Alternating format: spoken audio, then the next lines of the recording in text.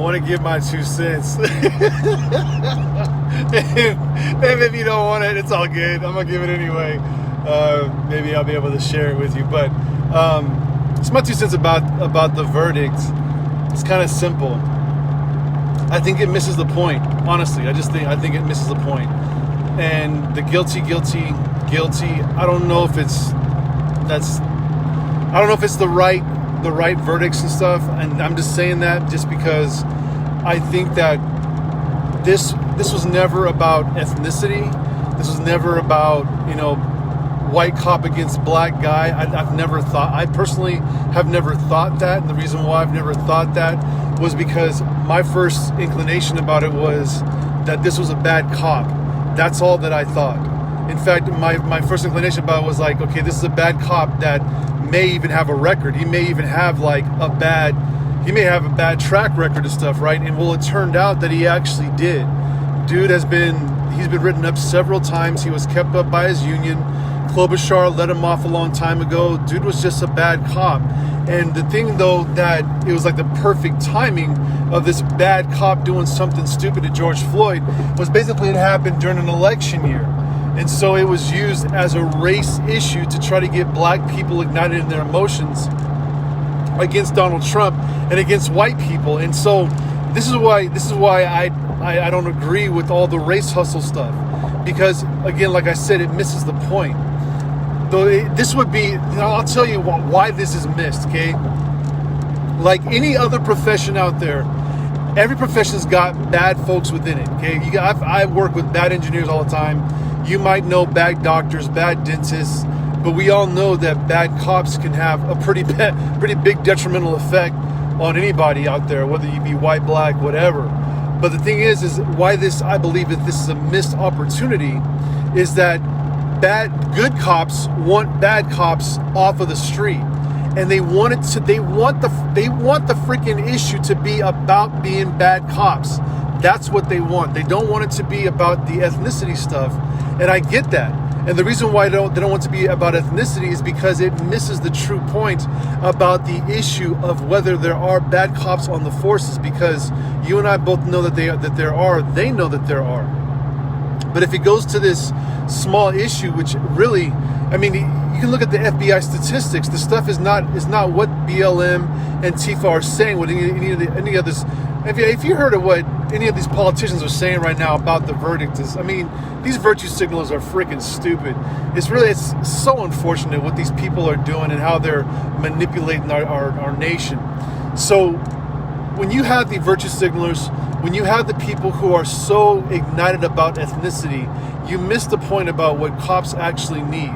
They actually need people to be able to speak out about bad cops being bad cops, and then it not being anything else other than that, because you can get rid of bad cops doing bad, stupid stuff in situations like this when the issue stays in its simplicity about there being bad cops. I got too many friends who work way too many forces, whether it be SAC Sheriff, SAC PD, LAPDs, SDPD, the CBP, you name it. CHP all over the dang state.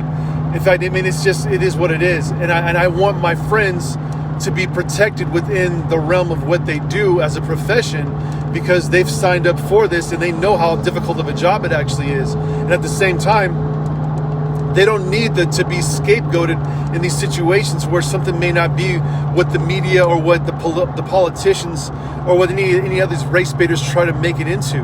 It just needs to stay simple about about bad cops being bad cops. And I'll give you a situation here, okay? There's people out there that know when they get pulled over, they might get the ice cold chill. That actually happens to every single person when you get pulled over, because you're basically pulled over by the authorities. But to believe and to have the idea that you may die at that moment in time, you're obviously going to a situation thinking bad things about the person that's going to be right next to you, the person that's going to be pulling you over. If you have that idea put into and ingrained in your brain, that's not going to have a good situation for anybody.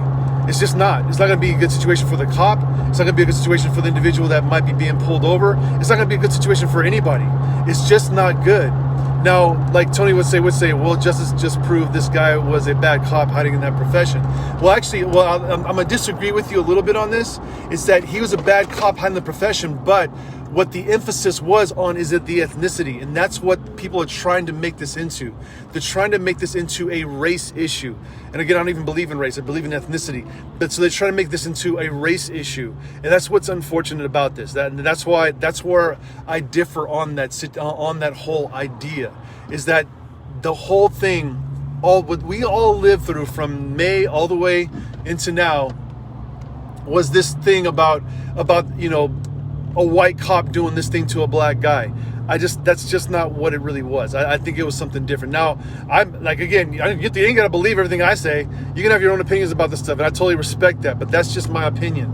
And I think and I personally, I think that it serves to have that. I'm not saying my perspective is completely right or not, whatever. I'm just telling you what my perspective is. But my perspective basically leans into the idea that if you want to clean out the systems, you give the cops an ability to actually do the same thing from within and behind their blue line. You call it the thin blue line.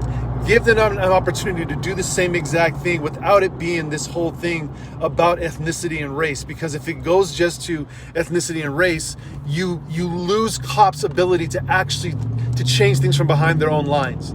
That's what I'm saying. That's all that I'm trying to bark up my own, like this tree I'm trying to bark up right now, is that if it just becomes ethnicity, then the race baiters. I mean, I think about this, okay? Every time now think about it. Every time that a white cop kills a black guy, what happens? The race baiters show up. Every situation they make it about ethnicity. Oh, this is a racist white cop, racist, whatever, racist female cop, whatever. And they say the same exact things every single time. Every time.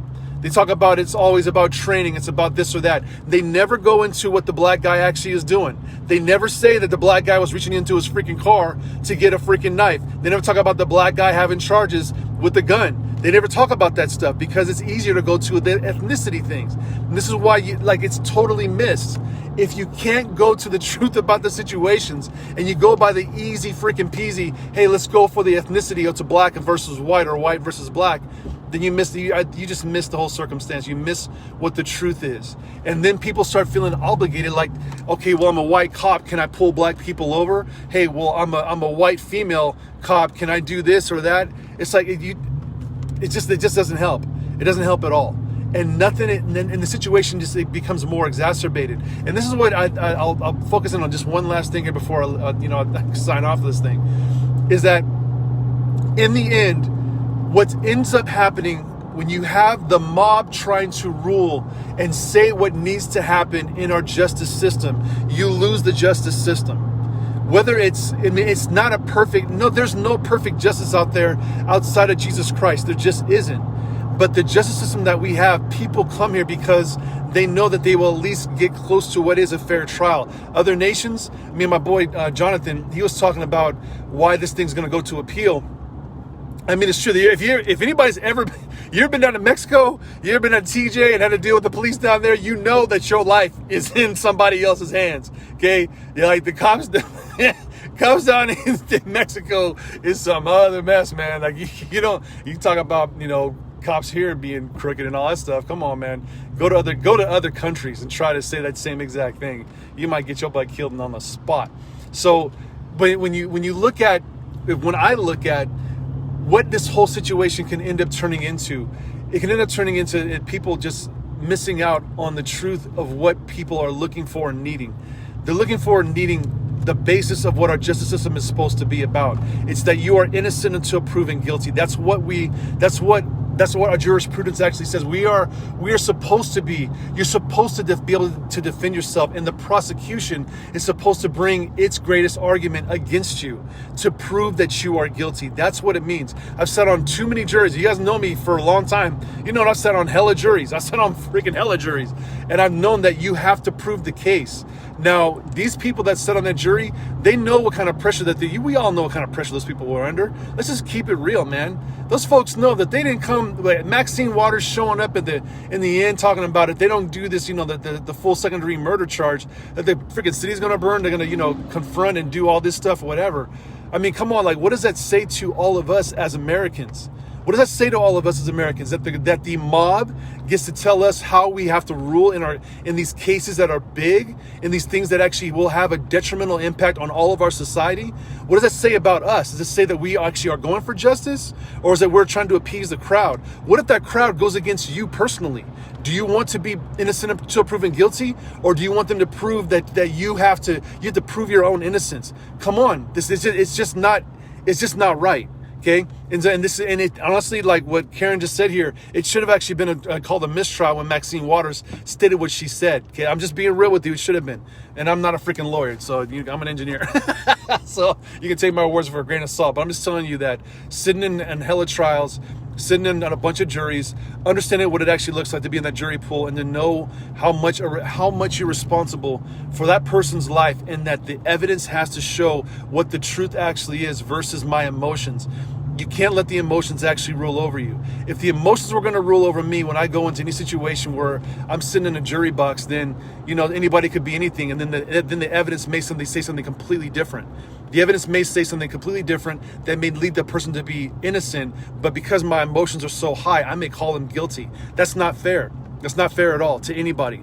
Not to you as a person who's trying to be the best person that you can be on the road as a regular average American citizen, or a person who's trying to be coming here as an immigrant. You don't want that. You don't want what you ran from. You don't want where you came from, whether it be somewhere south of the border, somewhere from another nation around this world.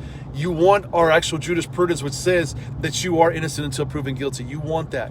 But you don't want the crowd to tell, okay, we're all emotional, a bunch of black folks, I want to be mad at everybody because everything's going to be upon race. I mean, it's a bunch of BS. It works, first off, it works against black people, and it works against American society. That's the truth, okay?